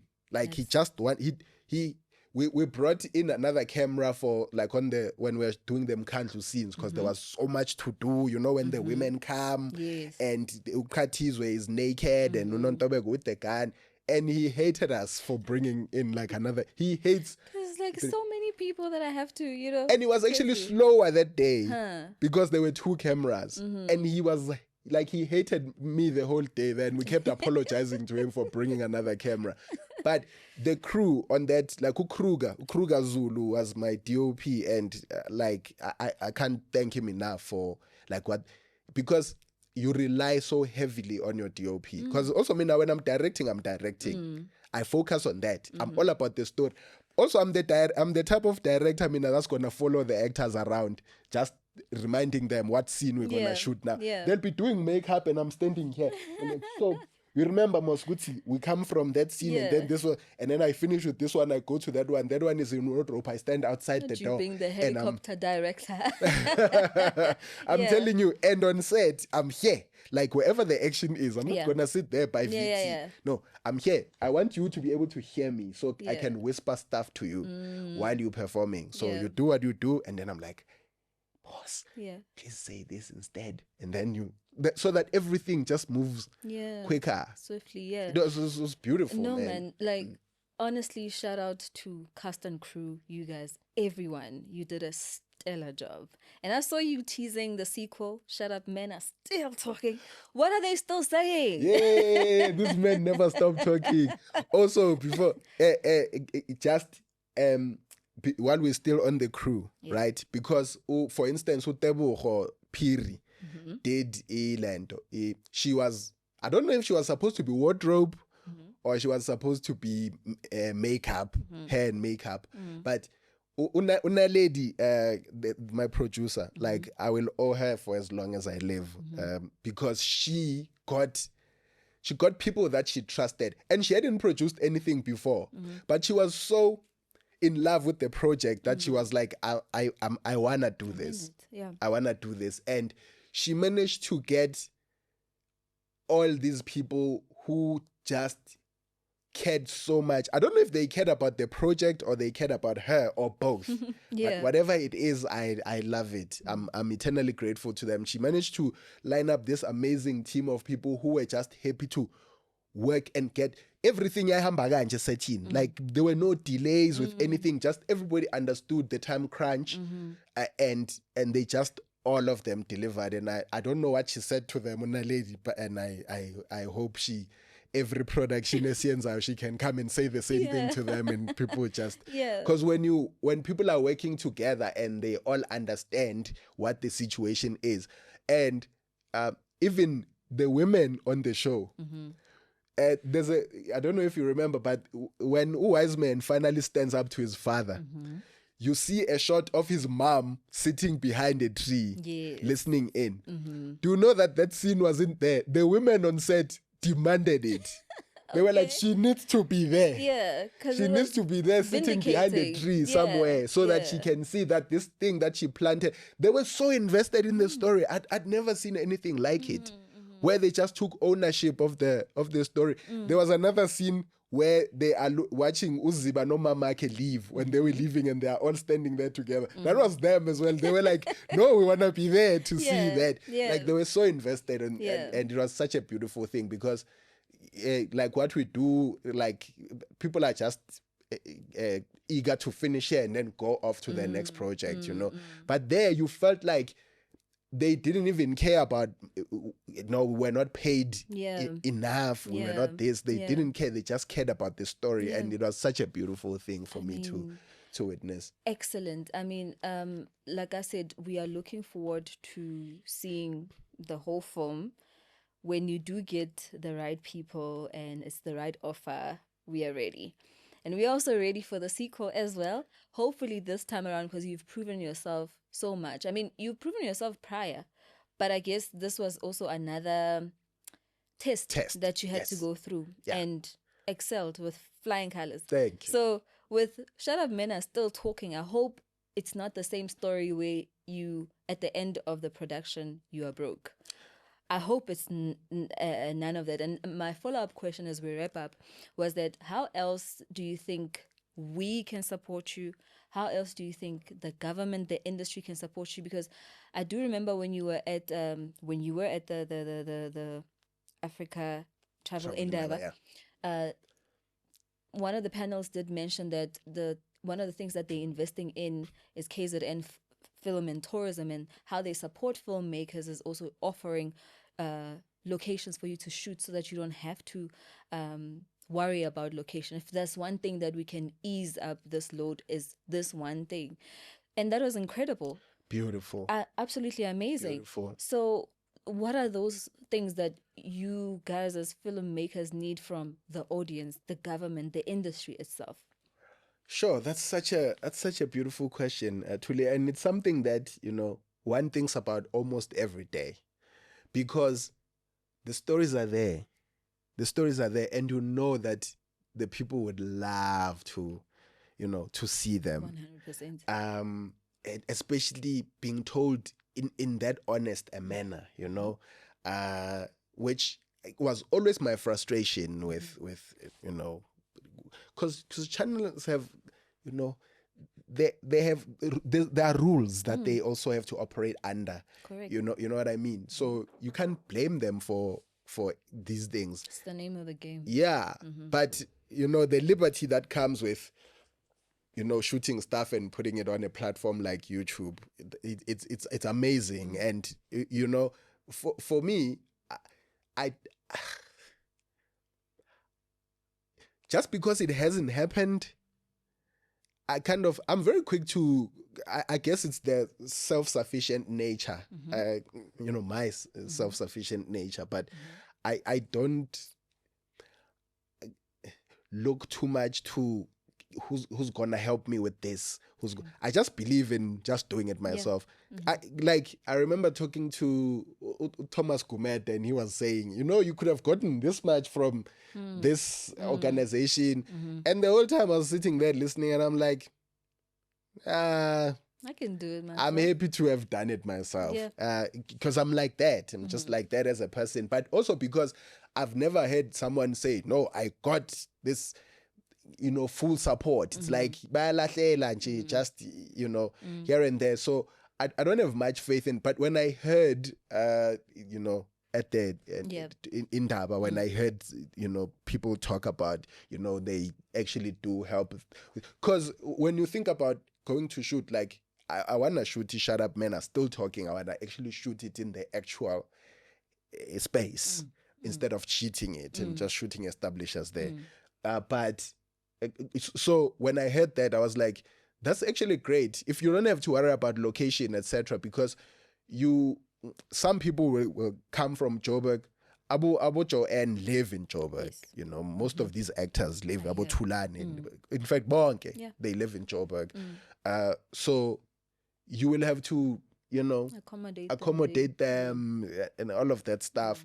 So all of those costs, you worry about that. And if someone is saying, no, and I just worry about production, we will take care of it. That's beautiful, man. Beautiful. That is beautiful. Yeah. I mean, I got emotional when we were having these conversations there, because I was like, yo, guys, that's like, why are we only hearing about this now? You know what I mean? And it's so beautiful, because we've had like follow-up conversations after that, and it's they're all headed in there, right? So if the government can assist in some way or another, because also truly, if we get to go and shoot in Mhlabashane, for instance, where I come from, then we can hire people from there. We can get extras. We can hire izindlu zabantu, and it's gonna look so much better because we actually get to use these houses, and as opposed to mawubona kwaNontobeko, there's no neighbor. You may vele emfuleni, there are no houses. Kanti you can put a camera lapha and take like a long shot of her ehamba between the houses. You know exactly where Manginza's gonna hide, kwaNontobeko, and all of that. Like it so, but more importantly, just create jobs for people who think TV is like it's happening overseas, where they will never. They will never get to experience something like that, because you will be shocked when you realize how little people in those spaces know about television. And it doesn't have to be like that, because it's Tina. We were born in those places, and we wanna give back, but we don't have the resources to do so. So correct. I hope it materializes. I think it will. I hope so. Yeah. And we are again looking forward to, some of your work that we know about. I know we only know about Shut Up Men Are Still Talking, but there is more. You've alluded to some another story, so I know there's more coming, and we hope the load is eased. Can I also apologize to the ones who are not happy about the no was the ending. They're like, they wanted to see those men suffer, and I understand. But what I didn't want to do is I didn't want to romanticize the ending too much. I didn't want to lie also, because there's a Mambona somewhere who's living this kind of life, and I can't lie to her about the solutions. You know what I mean? I can't be like, no, you must just walk up to this man's house and burn it down. I need to be realistic. That's why Shut Up Men Are Still Talking is ever so important, because it will show you, Gucci, you think you've solved the problem, but have you? Oh my goodness. There are repercussions to actions. Yes. Yeah. Okay. Well, like I said, that one will be so heartbreaking. I'm sorry in advance. Are you breaking our hearts already? I'm so sorry. It's gonna be, if you thought this was horrible, wait until you see that other one. What in the acrimony? Okay. I am so sorry. Yeah. So before I let you go, I just want to know, you've indulged us so much. You've spoken about your favorite actors. You have spoken about stories that you are yet to do. But here's another world that I just want to create for you, just a little bit, right? Who is, depending, you decide if it's actors or just one actor that you still like to work with, that you have not worked with. And this is outside the bounds of South Africa. It can be anyone that you'd like to work with, write for, direct, whatever the case. And what's a story that you really want to tell, but maybe for now there are constraints, like budget constraints. You're like, I can't tell the story yet because, well, I'm not sure if I'll have, the financial capacity. What's that story that you you so badly want to tell? And what would be the soundtrack to that story? So I just want to hear, where you at in terms of like your favorite actors, the music that you listen to, the kind of stories that you're passionate about. You were doing so well with these questions. Why are you throwing that at me with this? Because we are ending this and we're ending it on a bang. Such a tough one. It's only tough because of the story. Okay. The story part of it. Because one actor I would love, because Lababanye that I know that I'm gonna work with them very soon, because I already have the stories in place. Love it. But my frustration has been with Katlego Tanke, for instance, because I adore Katlego Tanke.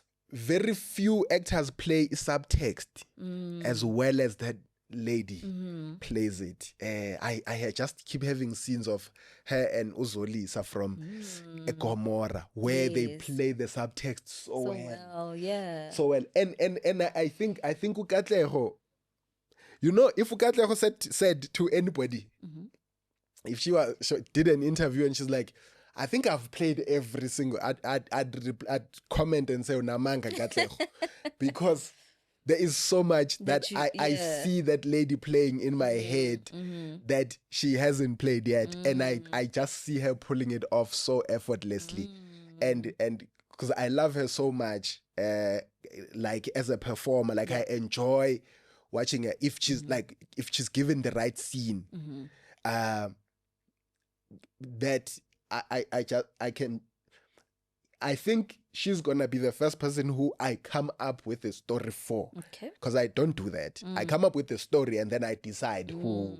But she's gonna be your muse. 100%. Yep. Like we're just I look at her and I'm like, this is the story that I'm gonna write.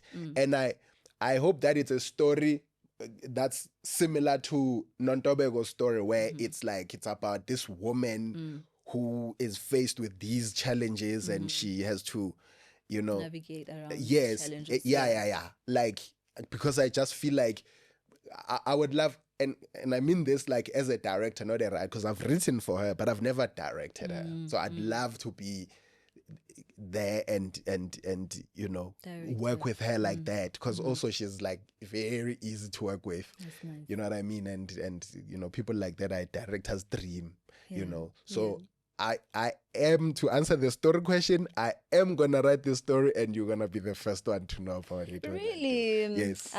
We have this as evidence that you said it. So yeah. Thank you. Absolutely. I will be there waiting.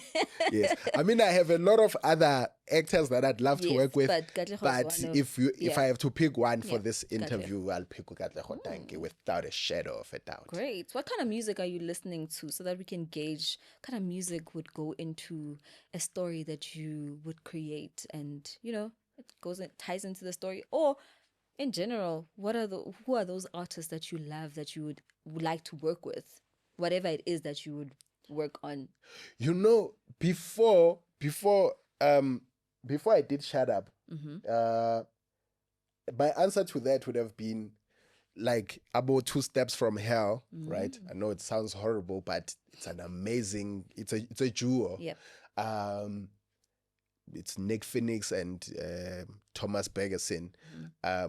Like, that's who, when I listen to their music, I just wanna create stuff. It inspires me to write. But OLJ, the editor of Shut Up Men Are Talking, introduced me. I even sent him a message. I was like, dude, how do you know about this music? These people, yeah. And you can see that he listens to a variety. So Mina, I'm like those boring people who, like, if I love something, you stick to that. I stick to that, and I don't, you know, I don't want to know about a new song.